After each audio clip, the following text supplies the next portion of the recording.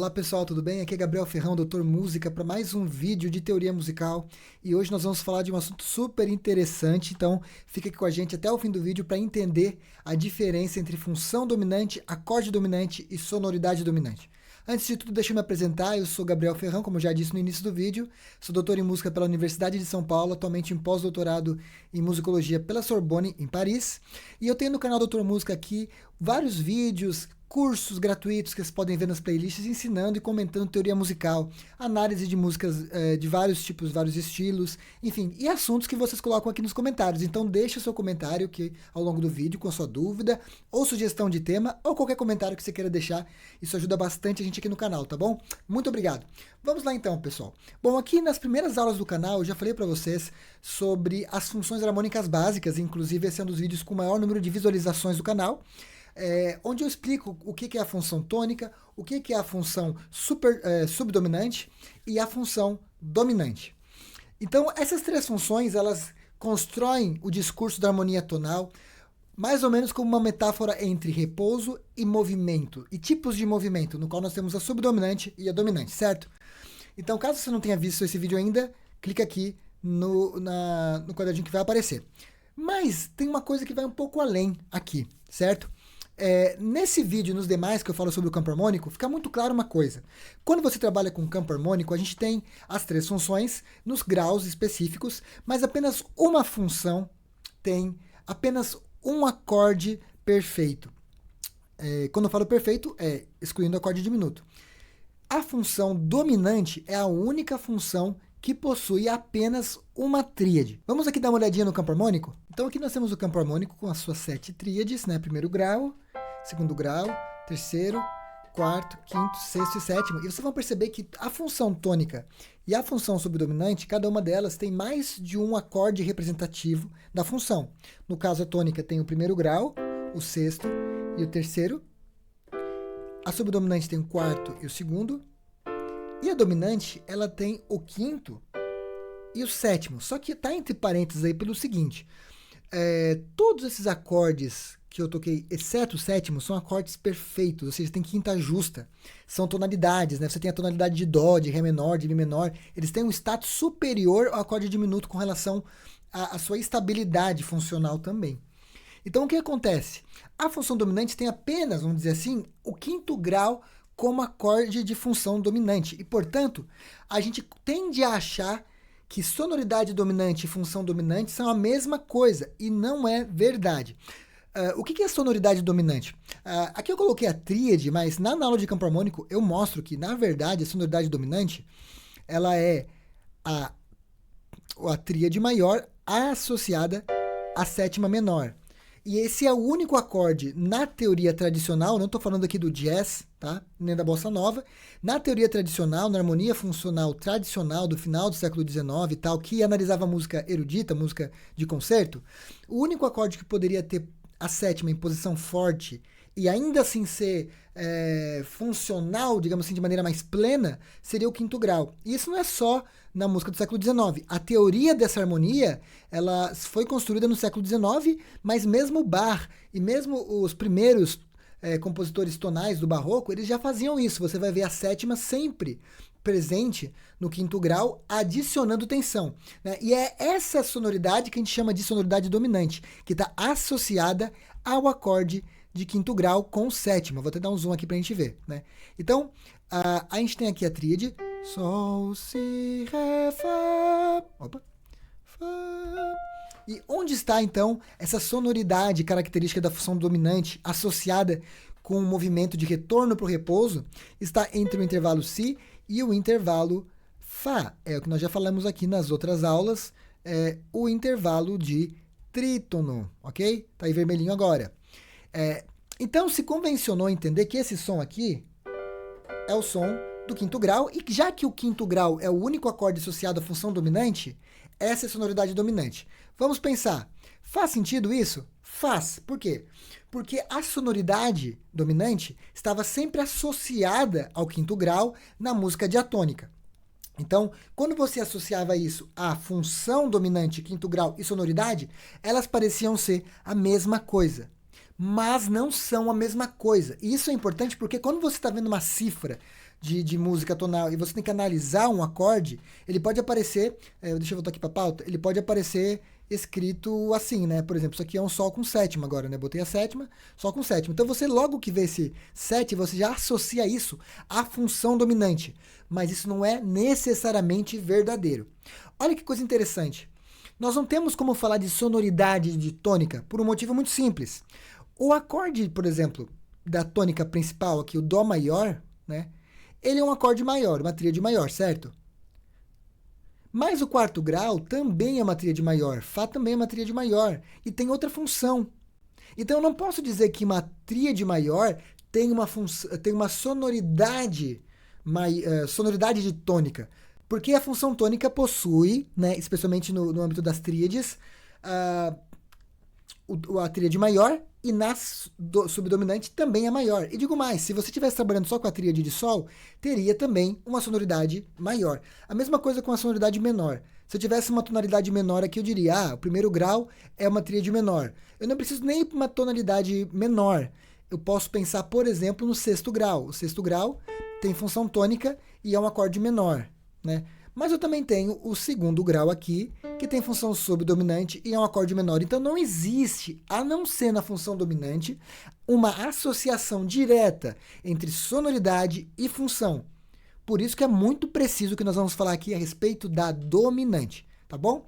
Então, para começar, a função dominante é quando você tem um quinto grau com sonoridade dominante, certo? Num campo harmônico, numa tonalidade maior ou menor. Quando você tem essa sonoridade de acorde maior com sétima, tétrade com sétima, tétrade maior com sétima menor, na posição do quinto grau, esse acorde tem a sonoridade dominante e também a função, pois está no quinto grau. Aí parece meio assim, ó, é claro, né? Na escala menor, na escala maior, o único lugar que aparece a sétima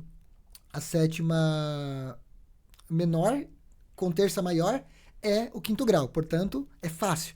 Mas se nós estivéssemos trabalhando, por exemplo, com o modo menor, nós já teríamos um probleminha, vamos ver? Então, nós estamos aqui agora no modo menor, modo de Lá menor, certo? Vamos lá, primeiro tríade, Lá menor, segunda Si diminuto, terceira Dó maior, Ré menor, Mi 7, Fá e Sol 7.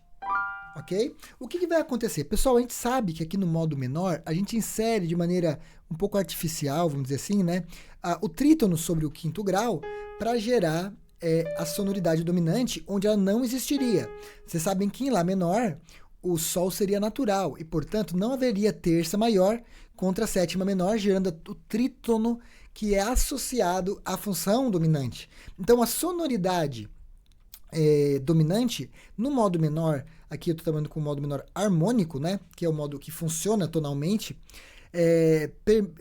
me demanda inserir o Sol sustenido. Então aqui está em vermelhinho a dominante. Nesse caso, essa dominante que eu criei, inserindo o acidente na escala menor, sobre o quinto grau, gera a sensação de dominante semelhante ao do modo maior, tá bom? Entretanto, vocês podem ver que tem mais um lugar aqui que tem bolinhas vermelhas. Onde? Pessoal, como a escala de Lá menor ela é uma escala relativa de Dó maior, o próprio Sol com sétima, que era o quinto grau de Dó maior, nessa escala, nesse campo harmônico, vai estar sobre o sétimo grau. Vocês estão vendo aqui? Ó, Sol, Si, Ré, Fá, Sol, Si, Ré, Fá. E tem um trítono também, esse último acorde aqui. Agora tá azul que eu cliquei nele, né? Ou seja, nesse caso, o sétimo grau do modo menor, ele possui sonoridade dominante, certo? Porque ele é um acorde maior com sétima menor, mas ele não possui a função dominante, porque ele não tem o trítono da tonalidade principal. Ora, qual é o trítono da tonalidade principal? O trítono sempre está onde? Né? O trítono sempre está entre o quarto e o sétimo graus da tonalidade, certo? O quarto e o sétimo graus. Então, você está em Dó maior, por exemplo, qual que é o quarto grau? O Fá. E qual que é o sétimo? Si. É aqui que está a quinta diminuta, certo? Então, o que acontece? No Lá menor, o quarto e o sétimo grau são Ré natural, que está aqui no Mi com sétima, e Sol sustenido, que é a sétima maior da escala menor, harmônica. Quando eu uno essas duas notas, eu tenho o trítono, que vai resolver em Lá menor. Né? A gente já falou sobre isso também aqui numa aula do canal. O Ré vai para Dó, e o Sol sustenido para Lá menor, no caso. Né? Então, o que acontece? Para que haja também a função dominante num acorde de sonoridade dominante, é necessário que ele esteja posicionado sobre o quinto grau, porque somente no quinto grau esse trítono vai corresponder aos graus que vão resolver no primeiro. Tá certo? Isso é uma coisa importante de entender, pessoal.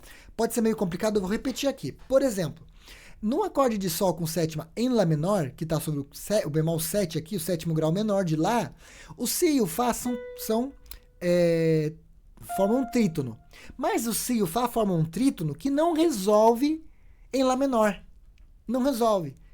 Certo? Nesse caso, essa associação de movimento dá ao bemol 7, Sol 7 em Lá menor, a sensação de subdominante, aquele movimento sem necessidade de retorno. Enquanto no Mi com sétima, esse movimento ele gera uma chamada para o repouso. Desculpa, eu falei retorno antes, para o repouso.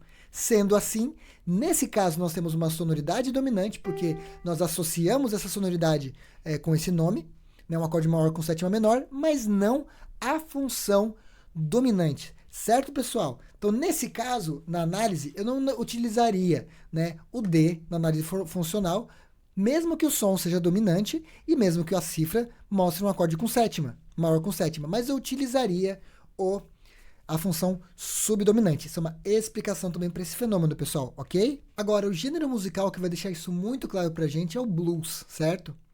Todo mundo sabe que na harmonia do blues, todos os acordes maiores têm sétima menor. Quando você toca um blues, você começa com o primeiro grau com sétima, no caso aqui o Mi com sétima, 4 compassos,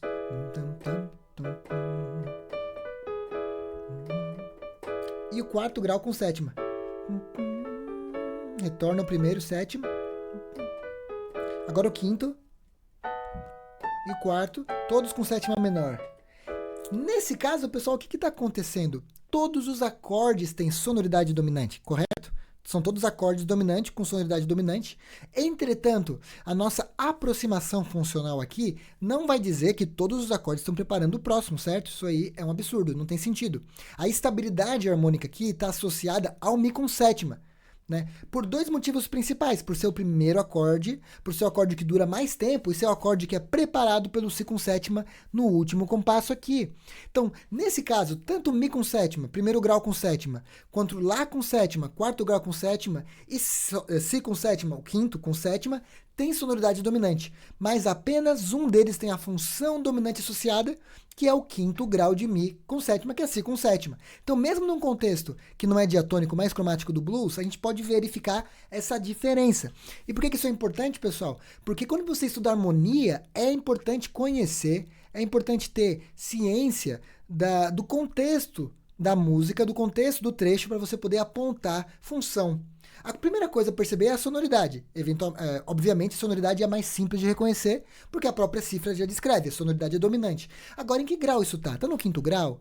Né? Se tiver no quinto grau, a função dominante ela é evidente. Eu não estou falando nem de subquintos aqui ainda, né? Mas o quinto grau, a função dominante é evidente. Se tiver no quarto grau, como no caso do blues, se tiver no bemol 7, como no caso do modo menor, essas funções não são a função dominante. Em geral, isso é uma regra, tá? Em geral, a função vai ser subdominante, certo? Em geral, a função vai ser subdominante. A única exceção aqui que eu me lembro no momento é o próprio blues, no qual o próprio primeiro grau tem a sonoridade dominante, certo? Logo tem a função tônica, mas a sonoridade dominante. Tá bom, pessoal? Então, nesse vídeo eu quis tirar um pouco dessas brumas, dessa confusão entre nomenclatura, do que é a função dominante da música, o que é a sonoridade dominante vinculada a esse acorde, essa tétrade maior com sétima menor, certo? Então, a partir de agora, quando você for fazer uma análise ou ver as análises nesse canal aqui, você vai poder perceber. Não é tudo que aparece com sétima, né? Não é todo acorde maior com sétima que vai exercer a função dominante. É necessário estar em posições específicas. Né? Nesse caso que eu falei aqui, sobre o quinto grau do campo harmônico. E no caso das dominantes secundárias, sobre o quinto grau do acorde que é preparado, que não é o primeiro. Então isso tudo aqui está no canal. Pessoal, quiserem fazer o curso de harmonia gratuito aqui, é só clicar na playlist de cursos lá, curso de harmonia, tá tudo ali bem explicadinho. E esse vídeo vai provavelmente também para o curso de harmonia depois de um tempo. Tá bom, pessoal? Se quiser ajudar o canal, se inscrever aqui, clica no botão Seja Membro, ajuda bastante a gente a mover o canal. E não se esqueça de deixar o seu like e compartilhar com seus amigos, tá bom? Um grande abraço para todos e até o próximo vídeo.